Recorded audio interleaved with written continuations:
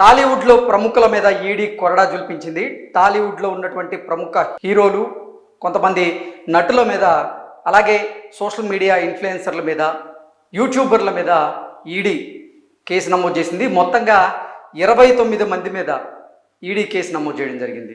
గతంలో టాలీవుడ్లో ఉన్నటువంటి కొంతమంది ప్రముఖులు, ప్రముఖ హీరోలు, హీరోయిన్లు, నటులు, వారితో పాటుగా ఇన్ఫ్లుయెన్సర్సు, యూట్యూబర్సు, యాంకర్లు, ఇలా వారికి ఉన్నటువంటి క్రేజ్ ఏదైతే ఉందో దాన్ని క్యాష్ చేసుకోవాలనుకునేటువంటి ప్రయత్నం చేశారు. అందులో భాగంగానే బెట్టింగ్ యాప్లను, గ్యామ్లింగ్ యాప్లను ప్రమోట్ చేశారు.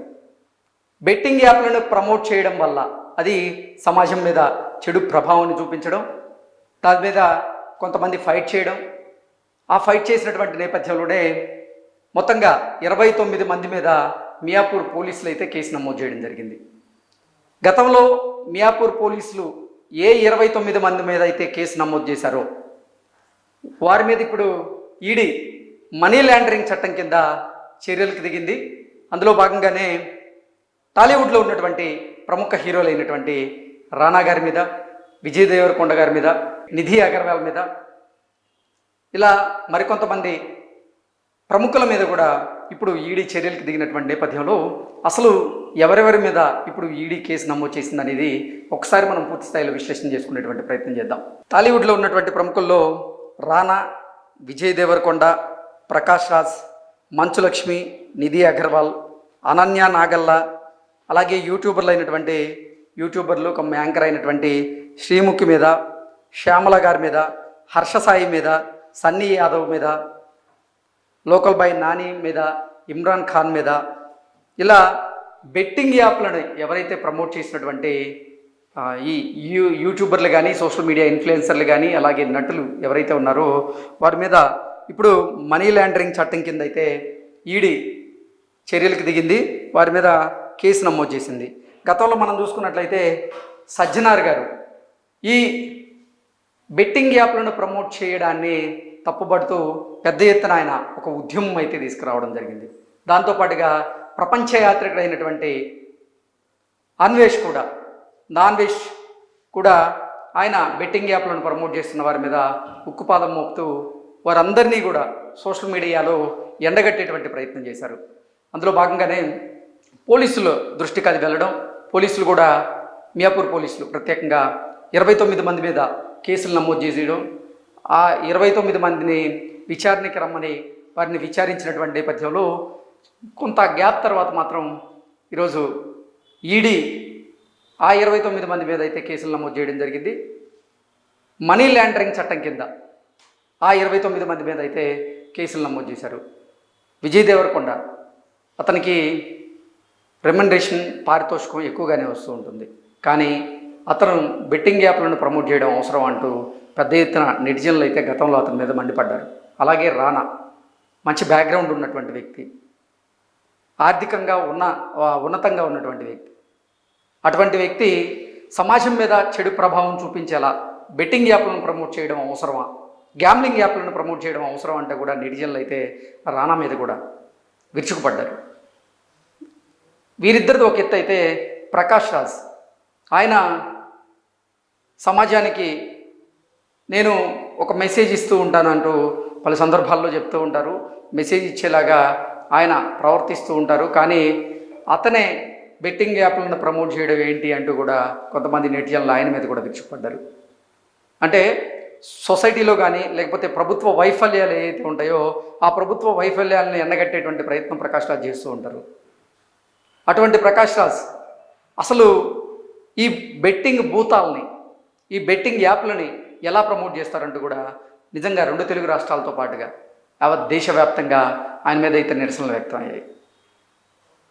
ఇక్కడ తెలంగాణలో చూసుకున్నట్లయితే తెలంగాణ ప్రభుత్వం కూడా ఈ బెట్టింగ్ యాప్లను ప్రమోట్ చేస్తున్న వారి మీద, సోషల్ మీడియా ఇన్ఫ్లుయెన్సర్లు ఎవరైతే వారి క్రేజ్ని క్యాష్ చేసుకునేందుకు ఈ బెట్టింగ్ యాప్లని, గ్యామ్లింగ్ యాప్లని ప్రమోట్ చేస్తూ ఉన్నారు, వారి మీద ఉక్కుపాదం మోపే ప్రయత్నం అయితే చేసింది. అందులో భాగంగానే 29 మంది మీద కేసులు నమోదు చేయడం, వారిని విచారణకి పిలవడం, వారు అసలు ఆ బెట్టింగ్ యాప్లను ఎందుకు ప్రమోట్ చేయాల్సి వచ్చిందనేది తెలుసుకోవడం, విచారించిన తర్వాత ఆ కేసు నీరు గారిపోయింది అని అందరూ అనుకుంటున్నటువంటి నేపథ్యంలోనే ఈడీ ఇప్పుడు మళ్ళీ ఈ కేసు మీద దృష్టి సారించడం, మొత్తంగా ఆ 29 మంది మీద మళ్ళీ ఇప్పుడు ఈడీ కేసు నమోదు చేయడం, ఆ 29 మంది మీద ఈడీ కేసు నమోదు చేసినటువంటి నేపథ్యంలో ఈడీ అధికారులు కూడా త్వరలోనే ఆ 29 మందిని పిలిచి విచారించేటువంటి అవకాశం ఉందన్నట్లుగా మనకైతే కొన్ని వార్తలు అయితే అందుతున్నాయి.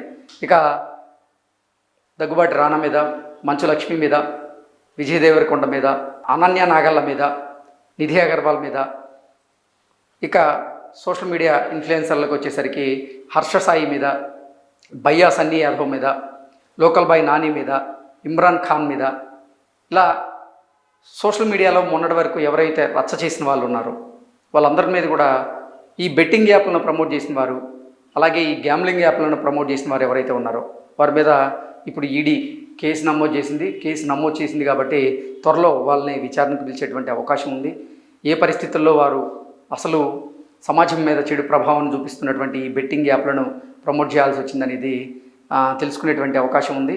నిజంగా సజ్జనార్ గారు ఆయన తీసుకున్నటువంటి ఇనిషియేటివ్ వల్లే ఈరోజు ఈ కేసు ముందుకు సాగుతుంది అనడంలో ఎటువంటి అతిశయోక్తి అయితే లేదు.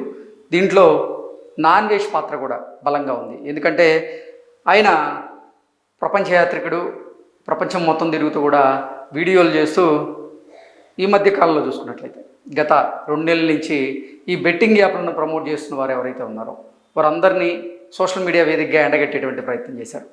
ఆ ప్రయత్నం సక్సెస్ అయింది. ఆ ప్రయత్నంలో భాగంగా ఎవరెవరైతే సోషల్ మీడియా ఇన్ఫ్లుయెన్సర్లు కానీ, యూట్యూబర్లు కానీ, యాంకర్లు కానీ, అలాగే ఇటు సినీ ప్రముఖులు కానీ బెట్టింగ్ యాప్లను ప్రమోట్ చేశారో వారి వీడియోలను కూడా అన్వేష్ తన సోషల్ మీడియా ఖాతాలో వారి గురించి ఒక్కొక్కరి గురించి కూడా రాస్తూ పోస్టులు చేస్తూ సొసైటీకి ఒక అవగాహన తీసుకొచ్చేటువంటి ప్రయత్నం అయితే చేశారు.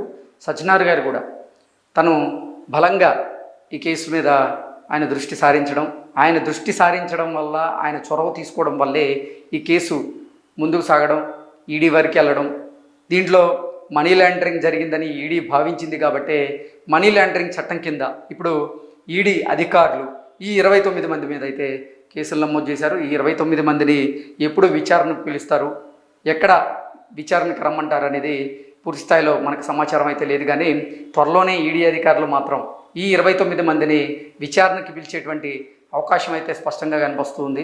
ఇప్పటికే మియాపూర్ పోలీసులు వీరి మీద కేసు నమోదు చేసి విచారణకు అయితే పిలిచారు. వీరిని విచారించారు. విచారణలో భాగంగా ఎన్నో విషయాలను కూడా వీరైతే వెల్లడించడం జరిగింది.